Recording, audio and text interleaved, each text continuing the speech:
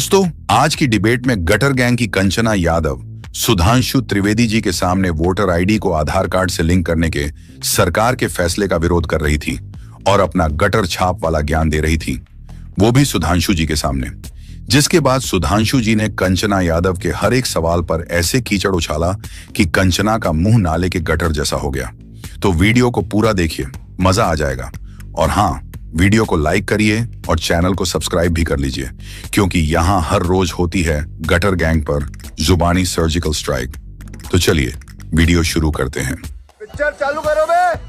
मुझे तो आपका एक्सप्रेशन बड़ा अच्छा लग रहा है नाविका जी, डर वाला एक्सप्रेशन खासकर देखकर मैं भी डर गई।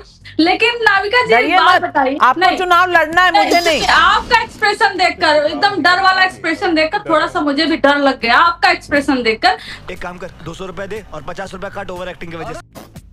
आपने अपने ही शो में शुरुआती दौर में अभी कहा कि रोहिंग्या बांग्लादेशी 4 बार आपने बोला होगा, लेकिन आपने यह नहीं मेंशन किया मैडम कि 2011 से जब भारतीय जनता पार्टी की ही सरकार है और बॉर्डर का पूरा काम उन्हीं का है, उन्हीं के हवाले है सेंट्रल गवर्नमेंट के। और आप अगर बिहार गवर्नमेंट में भी कहती हैं तो 2005 से तो इन्हीं के सरकार है, फिर कैसे बांग्लादेशी और रोहिंग्या आ गए?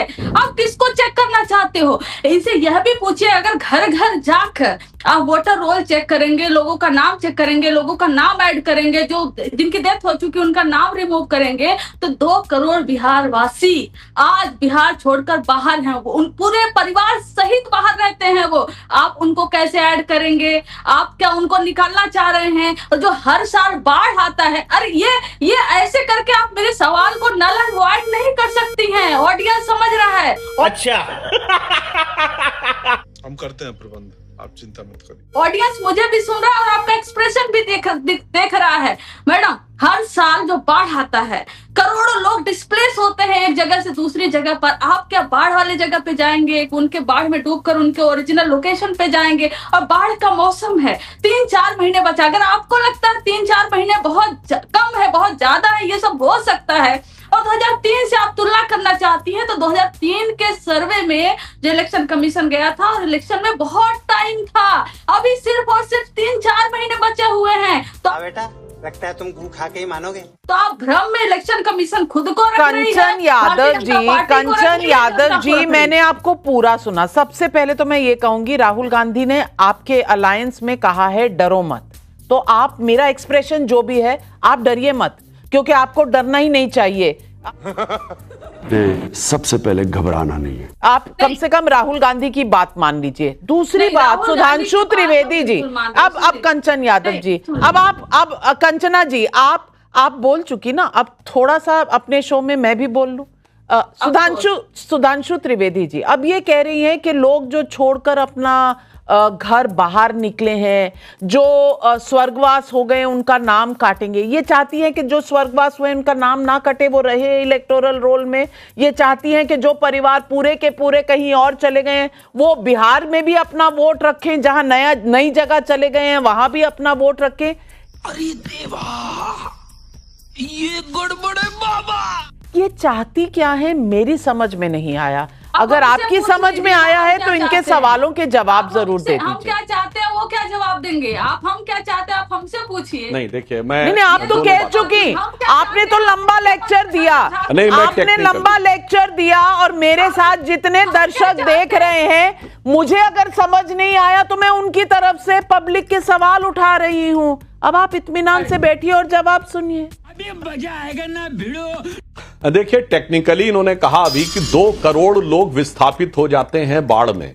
अब बिहार की आबादी 10.5 11 करोड़ के 11-11.5 करोड़ के आसपास। मतलब आप ये कहना चाहती हैं बीच में ना बोल कि 1/5 ऑफ द बिहार डिस्प्लेस हो जाता है।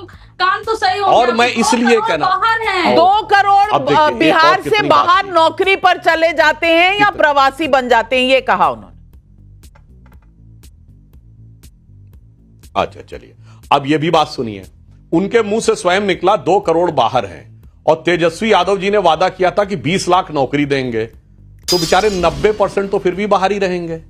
तो ये सरकारी नौकरी देकर तो समाधान नहीं निकलने वाला है। गजब आदमी है यार।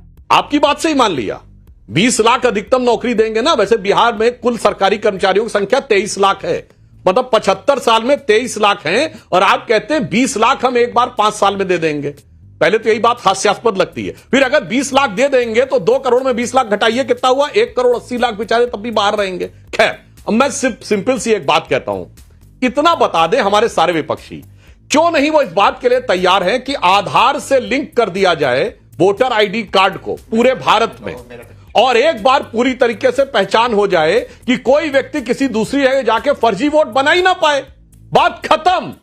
ये बड़ी अच्छी बात कही आप। जैसे फर्जी राशन कार्ड बनते थे, 5 करोड़ फर्जी राशन कार्ड थे, खत्म। जैसे प्रधानमंत्री जी ने डायरेक्ट बेनिफिट ट्रांसफर किया तो जो लोग फर्जी आइडेंटिटी कार्ड बना के तकरीबन 1 लाख करोड़ रुपए से अधिक खा जाते थे बीच में, जो राजीव गांधी जी ने कहा था कि 100 पैसे में 15 पैसे पहुंचता, 85 पैसा जो हाथ में पहुंचता था वो खत्म हो गया। तो क्यों नहीं इस बात के लिए तैयार है? मेरे विचार से अगर इनको इस बात को लेकर जरा भी संदेह है तो ईमानदारी से आगे आना चाहिए, कहना चाहिए क्लियर कट व्यवस्था बना दीजिए, एकदम ट्रांसपेरेंट कर दीजिए, भारत के किसी कोने में बैठ के कोई भी व्यक्ति वेरीफाई कर सके, उसका आई कार्ड देखा जाए और तुरंत बता दिया जाए। तो नेशनल रजिस्टर ऑफ सिटीजन पर क्या विचार है हमारे विपक्षियों का, बता देना चाहिए, और बगैर एनआरसी के जरा यह तरीका बता के बताएं कि पूरे भारत के वोटर्स का एक सिंगल चैनल वेरिफिकेशन कैसे हो सकता है, जरा यह भी बता के जाए। मनोज काका जी बहुत मुस्कुरा रहे हैं, अच्छा है, मुस्कुराना चाहिए, लेकिन मनोज काका जी सवाल क्या है आपका? मैं पूछना चाहती हूं, अभी तो 2027 में समय है, आप अभी से ही बड़े चिंतित लग रहे हैं।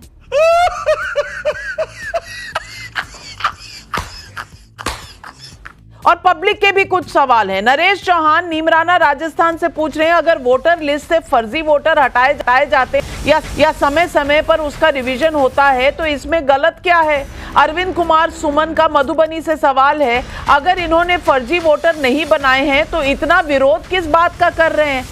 समझ रहे हो ना दोस्तों, जैसा कि आप देख रहे हैं, विपक्षी पार्टी यानी कांग्रेस और उसकी सहयोगी पार्टियां अक्सर देश हित में उठाए गए बड़े कदमों का विरोध करती नजर आती हैं। चाहे वो अनुच्छेद 370 हटाने का ऐतिहासिक फैसला हो या फिर CAA और NRC जैसे कानून, इन सभी का इन्होंने विरोध किया। हाल ही में भारत द्वारा चलाए गए ऑपरेशन सिंदूर पर भी सवाल उठाए गए, जैसे कि कितने फाइटर जेट गिरे, सीज फायर का क्या हुआ, वगैरह वगैरह। ये सारे सवाल उठाना विपक्ष का अधिकार हो सकता है, लेकिन लगातार हर अच्छे कदम का विरोध करना मानसिकता को दर्शाता है। अब जब सरकार आधार कार्ड को वोटर आईडी से लिंक करने का महत्वपूर्ण और पारदर्शी कदम उठा रही है, तो विपक्ष फिर से विरोध पर उतर आया है। सवाल उठता है, क्या इनके पास फर्जी वोटर हैं जो इन्हें इस फैसले से दिक्कत हो रही है? आपका क्या मानना है इस बारे में? अपनी राय नीचे कमेंट करके जरूर बताएं। जय हिंद।